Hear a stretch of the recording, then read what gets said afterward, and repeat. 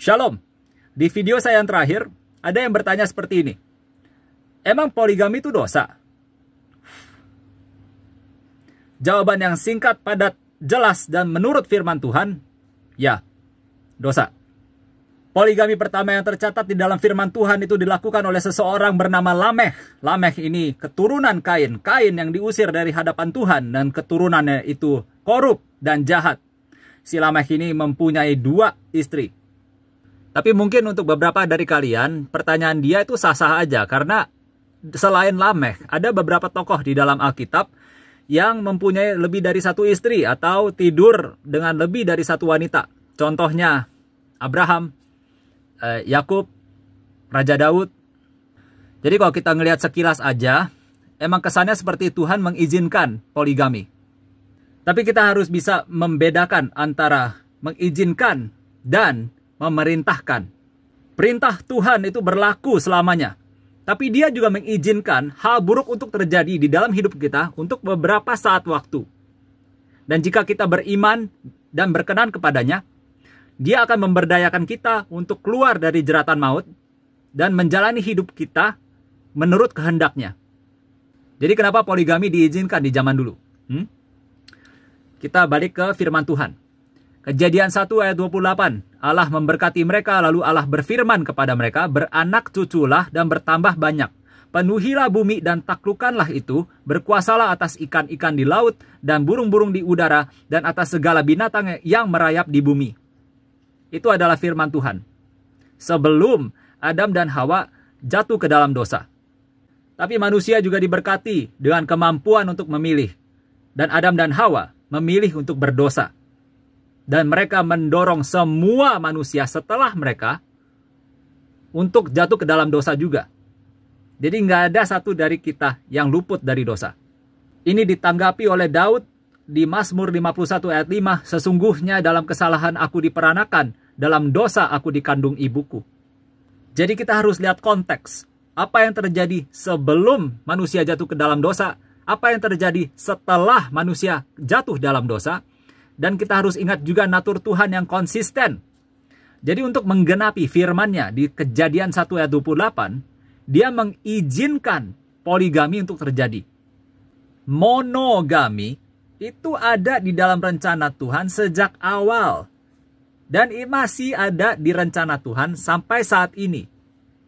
Bisa dilihat di Kejadian 2 ayat 24. Sebab itu seorang laki-laki akan meninggalkan ayahnya dan ibunya. Dan bersatu dengan istrinya sehingga keduanya menjadi satu daging. Keduanya.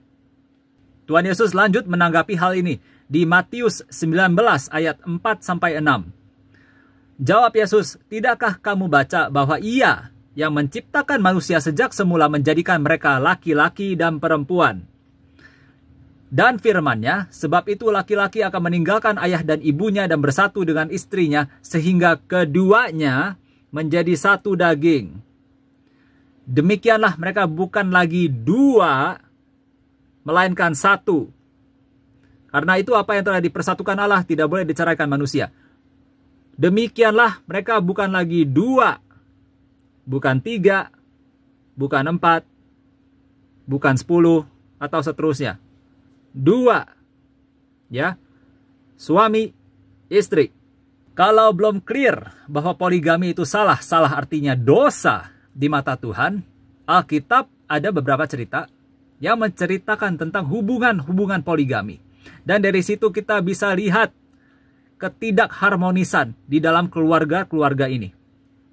1 Samuel 1 dan 2 menceritakan tentang ibunya Samuel. Kronologinya begini.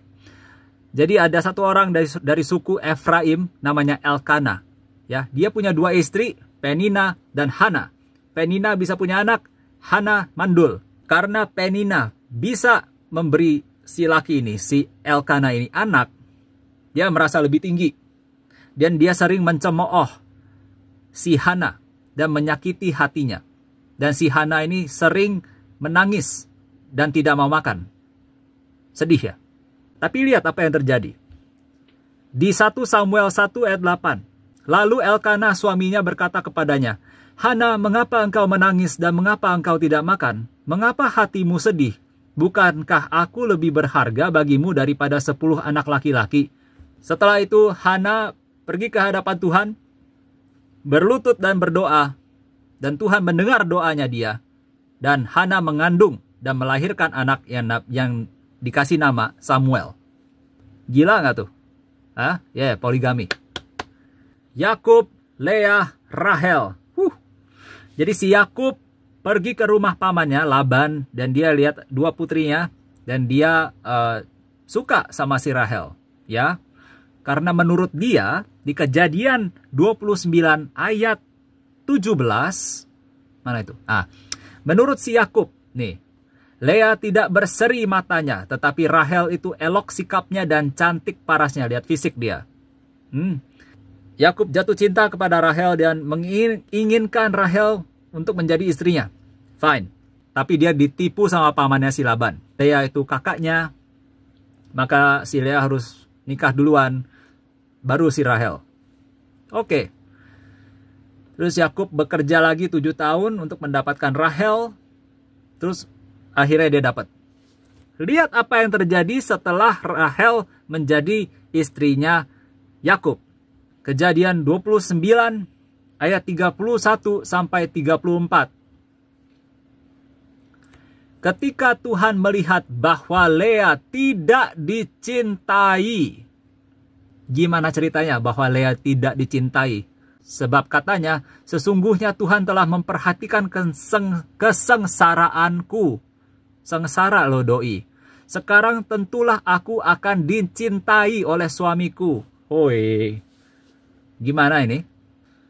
Dan Leah berkata, sesungguhnya Tuhan telah mendengar bahwa aku tidak dicintai. Lalu diberikannya pula anak ini padaku. Setelah anak kedua, dia berharap, oke, ini anak kedua nih. Boleh lah ya. Bisa nih. But no.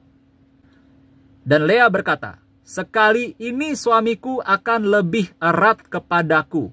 Karena aku telah melahirkan 3 anak laki-laki baginya. Bisa bayangin? Perasaan si Leah? Waktu dia tahu setelah 2 anak, Yakub masih gak terlalu cinta sama dia. Dia masih memilih Rahel dibanding Leah yang bisa punya anak. Bisa bayangin? Tapi itu dari sudut pandang Leah. Kita lihat dari sudut pandang Rahel. Kejadian 30 ayat 1.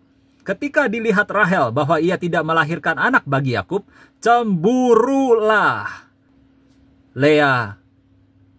Merasa dia nggak dicintai oleh Yakub, si Rahel cemburu sama si Leah karena dia tidak bisa mengandung. Harmonis. Ya nggak sih? Poligami. Kalau kita punya lebih dari 1 pasangan, artinya kita akan mencintai 1 lebih dari yang lain. Kalian paham nggak bahwa ini adalah sebuah masalah? Keluarga tidak harmonis. Dan belakang-belakangan ini, ada penelitian ilmiah yang menyatakan bahwa hubungan poligami mempunyai dampak psikologis yang buruk kepada wanita dan anak-anak. Ini saya bacain beberapa dampaknya aja. Wanita yang ada di dalam hubungan poligami cenderung mengalami depresi, kegelisahan, permusuhan, paranoia, dan psikotisme. Terakhir saya harus tekankan kembali. Meskipun Tuhan mengizinkan, bukan berarti dia suka dengan keberadaannya. Meskipun dia mengizinkan, dia membencinya. Sekiranya kalian bisa dapat sesuatu dari ini. Tuhan Yesus memberkati.